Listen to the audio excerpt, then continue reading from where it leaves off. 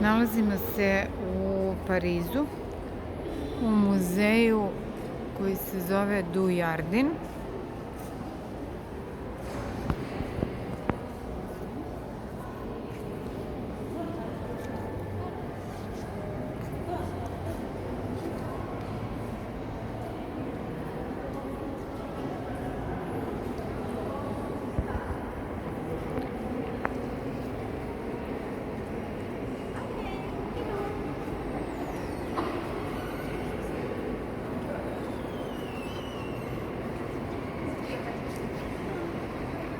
Plafon koji je prelep, velika visina.